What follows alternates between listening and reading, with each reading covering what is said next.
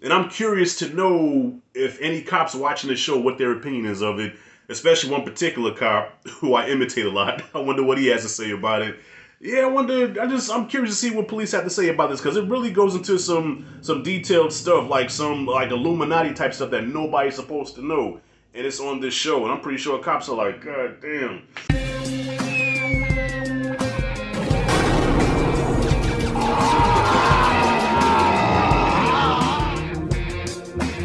Alright, y'all. I don't know if I look it, but I'm tired as fuck, man. I had a long ass work day today out in the sun. My face is probably red as hell, but I was a little nervous coming home because I know I had to watch this episode of We Own This City.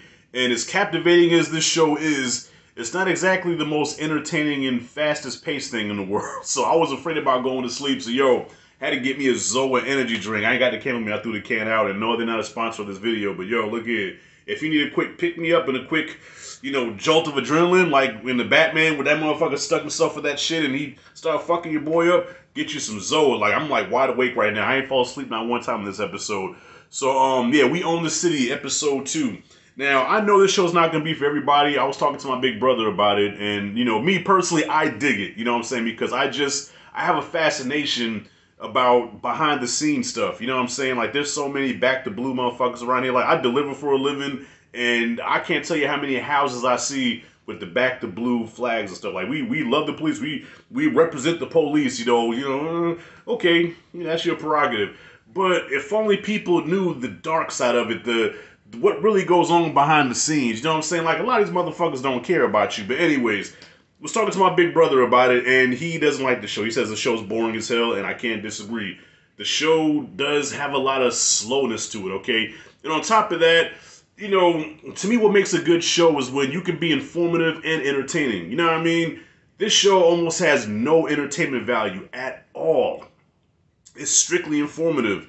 But because of what it's informative about, that's what keeps me watching. But if it's something that I care nothing about, I would have checked out a long time ago. But I'm fascinated with this shit. Like, I want to learn more about it. And this episode, even though all over the place, some crazy shit went down, man. Like, just some of the... Okay, so it's a lot of interrogation, a lot of interviews. And the information that you find in these interviews is some of it's disturbing. Like, okay, they jump between flashbacks with John Bernthal's character. Okay, what's his name? I almost said Roscoe Jenkins. What's his name? Wayne Jenkins. So it bounces back and forth between him and then Nicole Steele interviewing different cops and victims of police brutality and whatnot, and just finding out information about the department. And then an interrogation by what's the dude? Oh man, the skinny guy from The Wire. I think his name is Jamel in this show. Okay, he's a cop that's been arrested. He's just spilling the beans. So it bounces all over the place a little bit, and at times it doesn't allow enough time for us to focus on one particular thing before they cut to another. You know what I'm saying? Like, there's no time where you really can attach yourself to any character, because by the time you're starting to get invested in what's going on with the character, it jumps right to the next thing. And then same thing with that, then jumps right to the next thing.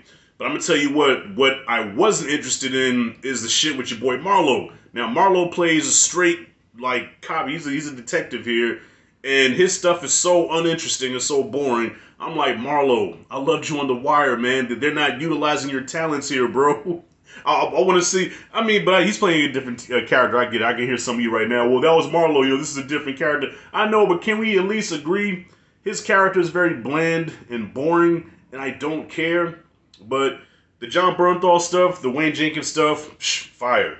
All right, I want to see more of that. I wish that it would focus more on him and his situation, and probably dibble and dabble in the other stuff, but I wanted to really focus on him. And he's also the only character that appears to be having any kind of fun. Everybody on here has, like, no personality at all. You know what I'm saying? He's, like, the only one that has at least some charisma. Like, he's John Bernthal, and John Bernthal is John Bernthal in everything that he's in. No matter what character he plays, he's John Bernthal playing that character. He's always the same character, but he's so likable, you just don't give a shit. So, yeah, so it kind of goes into his backstory about when he started on the force, and then a couple of years into the force now, he's the guy, he's the OG, he's the training officer, and then it goes to your boy Jamel, right? Now, this is the most interesting shit because he's being interrogated, and it's crazy because he admitted to stealing money. You know what I'm saying? Like, they show They show a flashback scene where he's actually robbing somebody. He, you know, it's a regular traffic stop. The guy didn't have his seatbelt on, and he just so happens to have $11,000 cash in his trunk. And of course, you know, when you have that much money, he claimed that, well, it was from equity in his house. But he said, okay, well, listen, if you can bring something to the police station proving that that's true, and you can claim his money, then it's yours. But of course, he can't. So if you can't claim the money, guess who keeps it?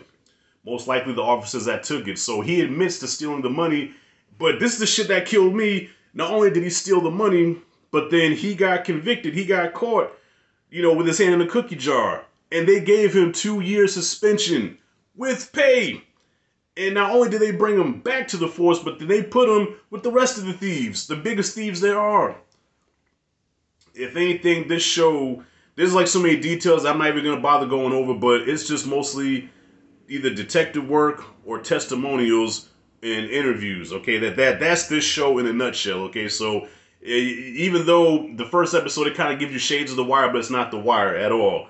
It has some cast, you know, it's take place in Baltimore, but it is nowhere near as charismatic and as memorable as The Wire. But at the same time, it is interesting because you learn a lot of really corrupt shit within the police department, especially the Baltimore police. And I'm curious to know if any cops watching the show, what their opinion is of it, especially one particular cop who I imitate a lot. I wonder what he has to say about it. Yeah, I'm curious to see what police have to say about this, because it really goes into some detailed stuff, like some Illuminati type stuff that nobody's supposed to know. And it's on this show, and I'm pretty sure cops are like, God damn, they're on to us. You know what I mean?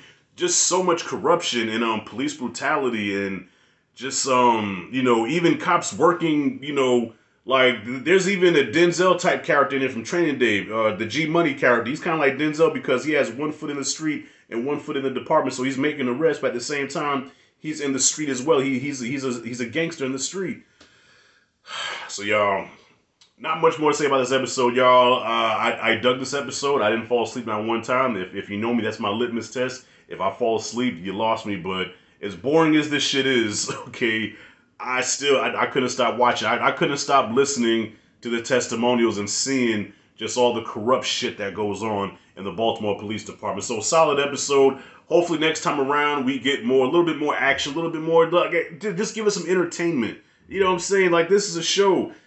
Find that balance between informative and entertainment, and I think you'll have a hit on your hands. I think a lot of people will watch this, because I think this is going to be kind of a cult thing where it's going to be a small audience of people watching this show, which sucks for me because that means nobody's going to watch my reviews of the fucking video. Nobody's going to watch my videos about this show because nobody's going to fucking care. Kind of like Power Book 4. Force. Nobody give a shit about that show, and the numbers of my videos show that. So, yeah, y'all, HBO... Come on, y'all are crazy with y'all shit, okay? Game of Thrones, Wire, Sopranos, y'all ill with y'all shit, okay? Put some seasoning on that, okay? This is like white people potato salad, you know, with the raisins. No, put some Larry seasoning in that motherfucker. Yo, spice it up some. God damn, give us some drama, give us something to talk about.